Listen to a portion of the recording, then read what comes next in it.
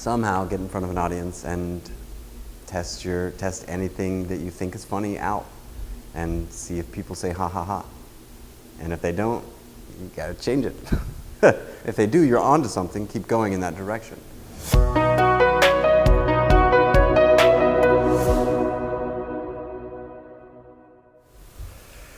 I knew I wanted to be an actor first, and that was when I was like 17 is when I think I decided to be an actor. I had fun with my drama group in high school, and we did a lot of musicals, and I did a lot of those. And eventually, it was the thing that I was like good at in high school. And not just that I was good at, but it was the thing that I found my community, I found my people. Everyone in the theater was kind and generous, much more than I had experienced in the rest of my high school situation. And then I went to this place called GHP, Governor's Honors Program in Georgia. And I met a guy named James Wagner there, and he was brilliant, and he was a young guy, and he had fun with all of us, and I was around all of a sudden these multiple other talented students in Georgia. It was really James who made me feel like I could not just be an actor. That was not really what he accomplished. My high school teacher convinced me I could be an actor. But James Wagner really let me know that it was like fun, and it's okay to take it very seriously and also have fun at the same time. And from then on, from that GHP experience on, I decided, I want to go to college for this. And my brother had gone to college for that. And then from then it sort of got out of my control a little bit, and just found myself barreling forward with a life in the performing arts, I guess. I had gone to SMU for directing, and then around my senior year decided that I was directing Othello, and there was a guy playing Iago, and I just wanted to play it myself, really. So I was like, I think I'd rather go to school for acting. So I went to Yale, and met Chris there my second year, and clown was really difficult for me. He teaches clown, and then he teaches commedia dell'arte in the third year. And clown was really challenging, difficult for me, but I loved it and found myself in it in a lot of ways, in the struggling with it, which is kind of what it's all about. It's about stripping away all these layers and protection and sort of defenses that keep us from giving our most generous selves on stage, which I like bristled against very hard. And I was like, no, I need me. I need all these defenses. But eventually, that got stripped away, and I still didn't feel like I was great at it, but I don't know that you ever do.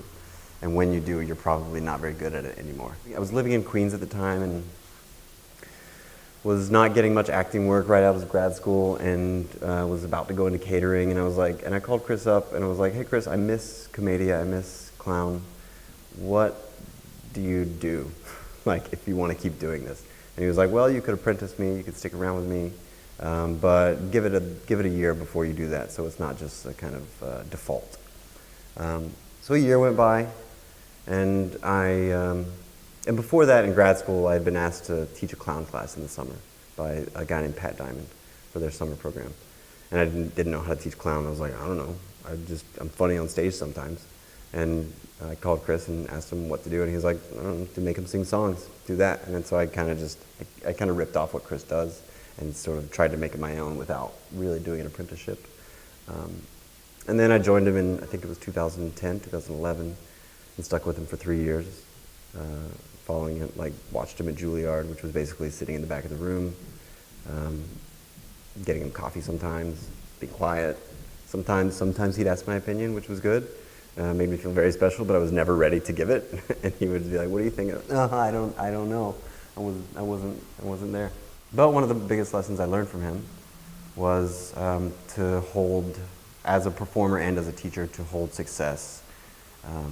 To hold success and failure in the same place, that they can be held, they're both equally valuable. To succeed on stage in front of people or in life is good, it's good, fine, wonderful. But to fail is even better. And if you fail, you should fail bigger than you did, right? To sort of swing for the fence in a way, but the way he puts it, the way Chris always puts it is, Um, with hope comes the equal possibility of disaster. With great hope comes the equal possibility of disaster. And I love that, and that was one of the biggest lessons I learned from him, that you can't really, if you want to be great, if you want to do the best and go over the top and succeed and have triumph, you can't do that unless you are absolutely willing to face disaster. Brooklyn Arts Exchange. I found this place because I lived near here, basically. And I wanted to teach my own clown class. I wanted to teach my own workshop a few summers ago. I feel like it was 2013. And this place was nearby, and I came and visited, and I was like, oh, these are beautiful spaces. And the people here are really nice, and they have a lot of art programs, a lot of fellowships and internships. And the space upstairs is really beautiful, and I looked at it, and it felt funny. It felt like it would be good, and it good for comedy. I love windows, and I love it when there's sunlight in a place, especially if we're spending like 8 hours a day in there, and I'd rather not just be in a dark theater. And so I come back here every year to teach workshops, clown, commedia, whatever. And that is through, and I do that through the Comic Performer, the Comic Performer is this, I suppose you could call it a school, but it's more like a workshopping program. And I only started it a few years ago. And I did it in order to really just teach my own classes, teach my own workshop.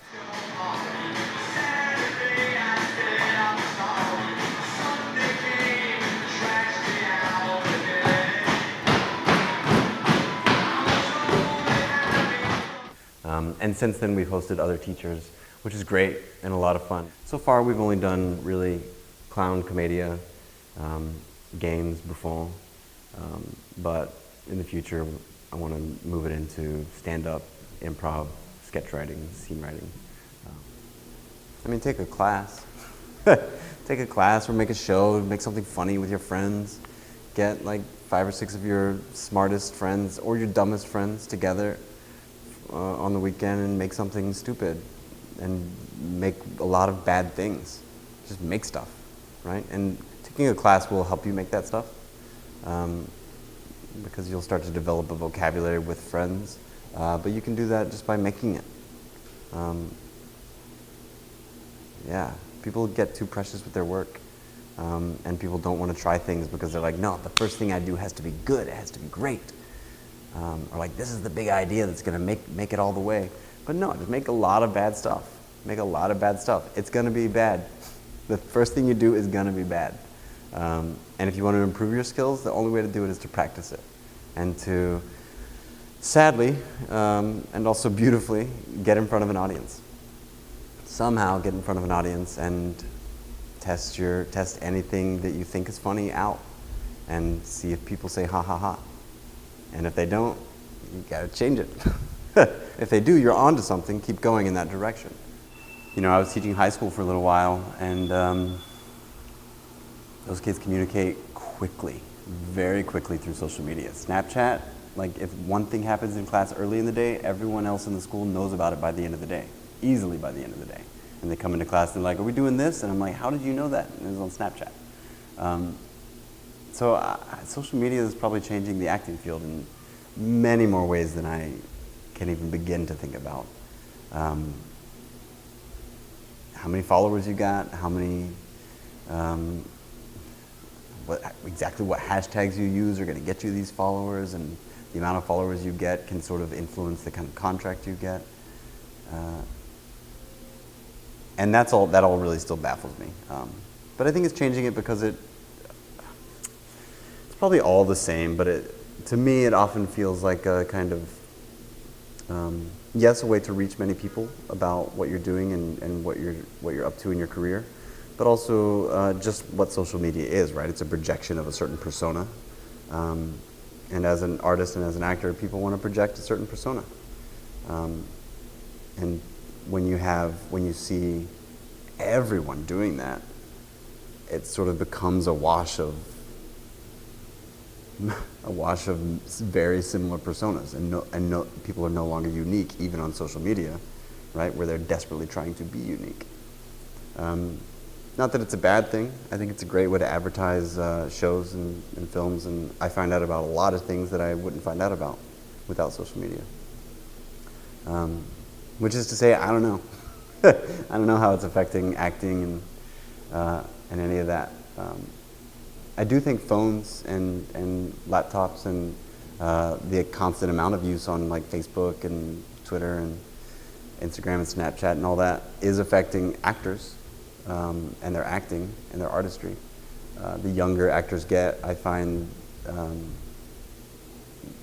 a certain imagination is missing, right? Not missing, but it's more difficult to access it for them.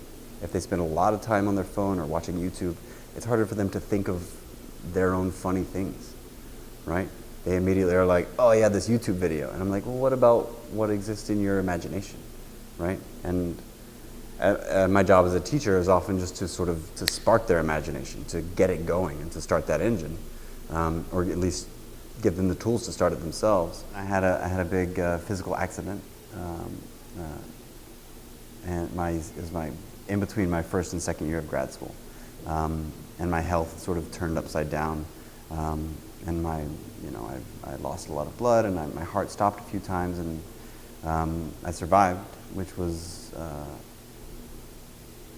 by God's grace or by anything, by some sort of divine touch. I survived, I think.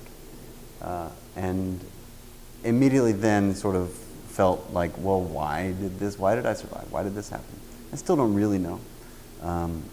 But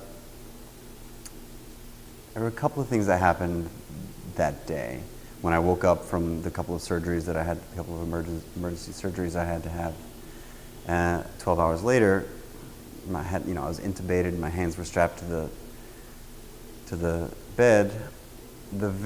My mom was there. The very first thing I wrote was Yale Rep, which was, I was on my way to Yale to do a play. And it just struck me, later I found this out. And when I found that out, I was kind of like disgusted with myself in a little way. Because I was like, why, after this like life-changing thing, was the very first thing I thought about where I needed to be, the next thing I needed to move on to. And my responsibility was towards theater. And it sort of helped me get a lot of priorities straight, in that I was like, it's not so serious. It's okay that you didn't make it to the first rehearsal because you bled out,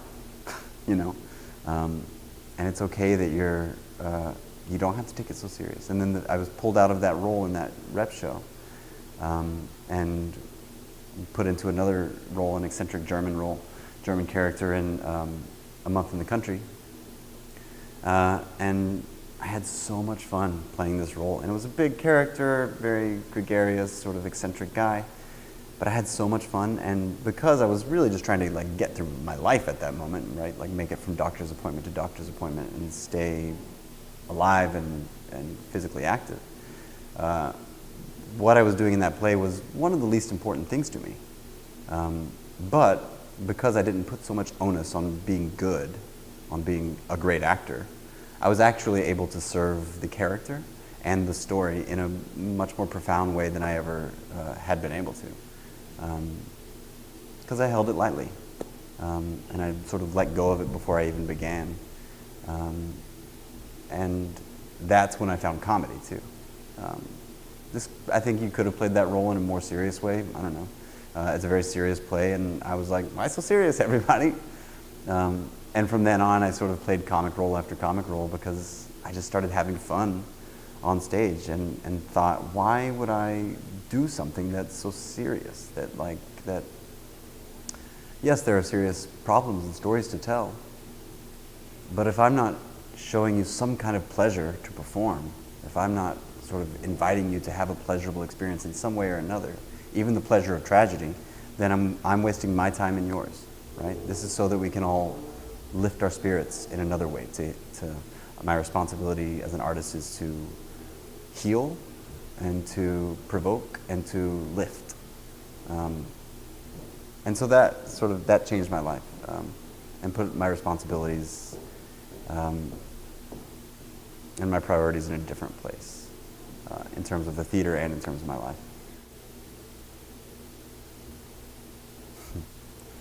That's a good question. I thought about medicine a lot.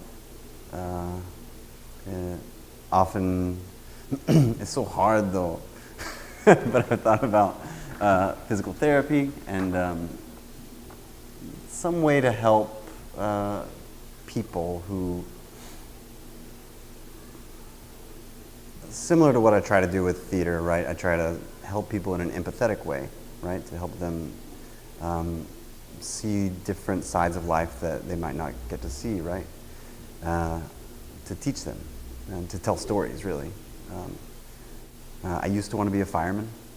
I wanted to move to Vienna and be a fireman. That was my plan if I didn't get into Yale when I was a senior in college. So I'm not really sure. Something in service, I think. Some kind of service. Whatever it is. I just like to be around other people, and I like to sort of lend any tool I have to to other people. And I feel, when I don't do that, I feel like I'm kind of wasting my time a little bit, you know? Yeah.